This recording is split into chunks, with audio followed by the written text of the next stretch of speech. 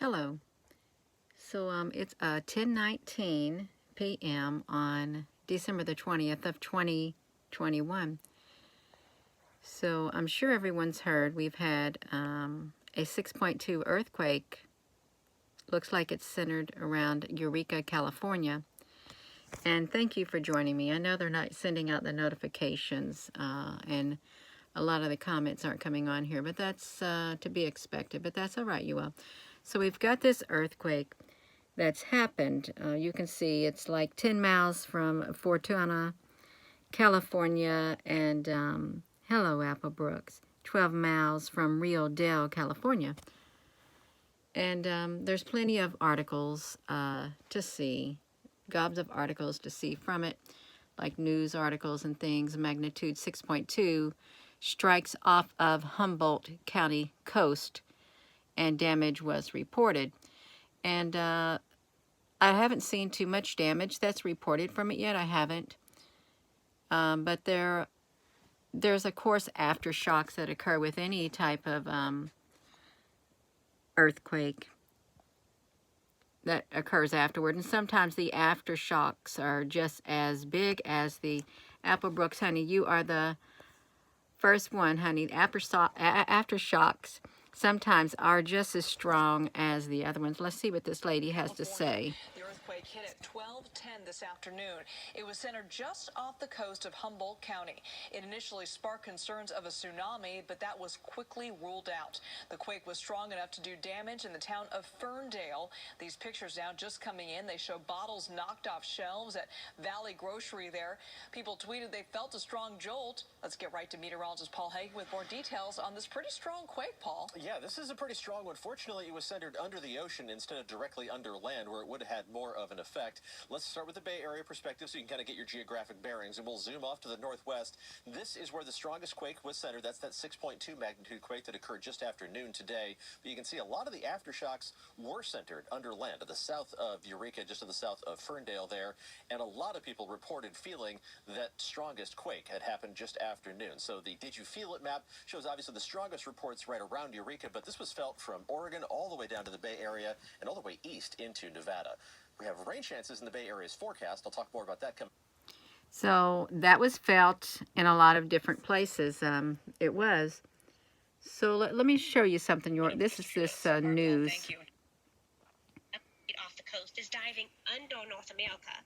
And then the third piece of the puzzle is to then accommodate. Let's hear it this Andreas Fault that we're familiar with in the Bay Area. This is where it ends. Farther north off the coast of Northern California, Oregon, and Washington is the Cascadia subduction zone, where the Juan de Fuca plate off the coast is diving under North America. And then the third piece of the puzzle is to then accommodate the motion between the Juan de Fuca plate and the Pacific plate. There is a third strike slip fault, like the San Andreas fault is, that comes off and goes into the ocean. And so certainly an earthquake on the Cascadia subduction zone would be capable of producing a tsunami because of the vertical motion. You have to have vertical motion to create a tsunami. Horizontal motion, like you have on either the San Andreas fault or the Mendocino Transform, which is the third fault in the region, doesn't have the vertical motion that you need to excite a tsunami. So that is this news station in California, you all. So they're talking about these earthquakes, and I'm sure that there'll be more earthquakes to occur. And this is like where it's at right here. Let me look at this, you all. So I was sitting there. What showed up today, a New Madrid earthquake, and you've heard someone talk about the New Madrid fault line, the one that runs through the middle of the United States, like this earthquake map right here, like this one right here. If you're in that area, the New Madrid, now that's quite possible to have frost quakes occur this time of year. Even with this, and the FEMA has been doing, they do their earthquake drills. Look at this. Earthquake drills occurring Thursday morning prepares on October the 24th or 21st. And thank you all for joining. This is late. I know I'm running late. I have a busy day. Listen, they call it the shakeout. The shakeout drill is to be prepared for potential earthquakes. Okay. coming from the New Madrid seismic zone. You may say, well, no, it's not possible. I think it is possible. I really do think it is possible. We're long overdue. So let's look at it. I can't even speak tonight, you all. That's okay. You all we're just gonna have to go with it. The zone is active, averaging more than 200 measured seismic events per year, and the New Madrid Fault extends approximately 120 miles southward from the area of Charleston, Missouri, and Cairo, Illinois, through New Madrid. Look, they did Mu. Is there such word named Mu? Mu Madrid? And Caruthersville, following Interstate 55 to Blytheville, and then Mark to Tree, Arkansas. So it's possible to have an earthquake there. It is.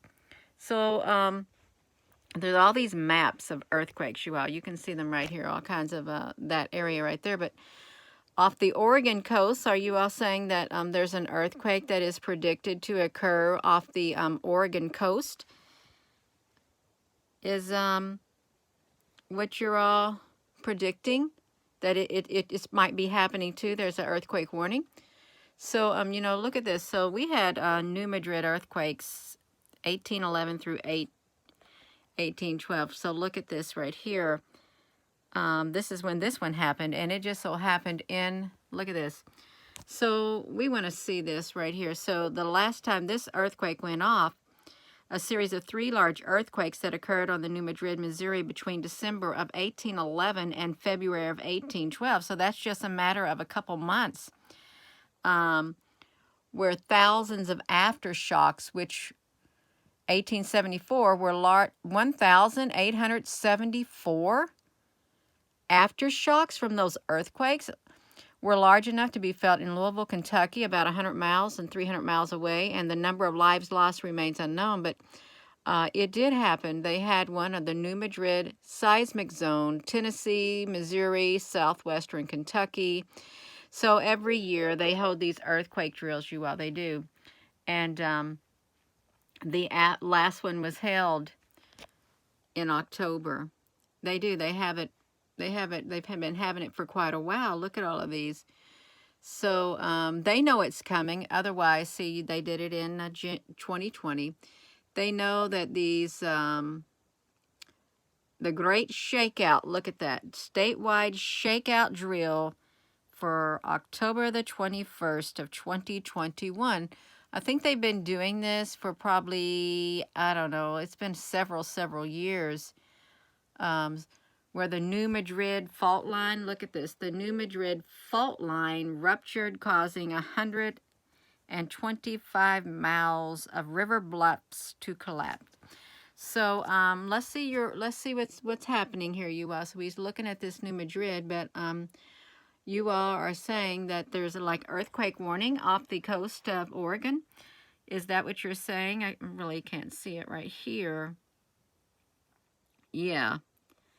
Listen, right now, it don't matter whether Earth is a spinning ball or Earth is flat. We're talking about earthquakes. Now, earthquakes can occur regardless if the Earth is flat and or if the Earth is round. And storms occur and tornadoes occur whether the Earth is flat or whether the Earth is round. Tidal waves will occur whether the Earth is flat, whether the Earth is round. Forest fires, natural disasters, it doesn't matter what shape the Earth is at, it's still going to happen. So really, it's not, the subject matter is not whether or not the Earth is flat or round at this moment. We're talking about earthquakes. And I personally, it doesn't matter to me whether it's flat or round. I just want to live. I'm just trying to make it through each day like everyone else. The New Madrid is very possible if Kansas had one last week. Well, we know that something's got to take place because things just keep accelerating is what happens. Things keep accelerating. Hello there, Mystic Rose and Apple Brooks. Hello. I'm sorry, you all. This is so late. But that's okay. That is all right. If I don't ever come on here, you'll either know that Gina does not feel led within her spirit to come on here because nothing will be given to me, or I've had a very, very busy day. But yeah, I can't just come on here and share if I don't really have anything to share, because I just can't. I can't make myself do it. I have to wait. I have to wait. But yeah, there is something going on. You know, I look at this news channel. I think this is wonderful that they hire people with disabilities. I think she has one of those hearing things on her ears, or maybe she's just wearing that to hear the lady. I think that's wonderful. It really is absolutely wonderful. And she's very knowledgeable, this young lady is. Her name is Sarah. It's really wonderful. I love that. I do love it. So that magnitude and a bigger earthquake is coming. So they do occur. They occur in have you ever wondered why they hold the earthquake drills? Now, this is just entering my mind. Why do they hold them in the fall? Because the last time that earthquake occurred, it was like a frostquake in the wintertime. Now, we are heavily populated now in the wintertime in the Midwest. We really are. And if an earthquake were to occur, it would cause a lot of damage. It would knock out a lot of power at a very terrible time in our lives right now in history. It would just add to the chaos that we are seeing happening. It literally would. Oh my goodness, I don't even want to think about that being thrown into the. It's like drawing cards or something. It's like you never know what's going to happen next. You really don't know what's going to happen next. You had a quake in southern Idaho and stuff. Yes, let's let the earth heal. We want the earth to heal. The Tamanu, I've heard of that, and no, I did not research that. In 2012, oh, I remember watching that movie, 2012, The Earthquake. Was that the movie you're talking about? Yeah. Oh, you're so very welcome. Yeah. Something is shaped like an egg with a dent in it under China. Well, what's shaped like an egg that has a dent in it? Is it a spaceship? Yeah.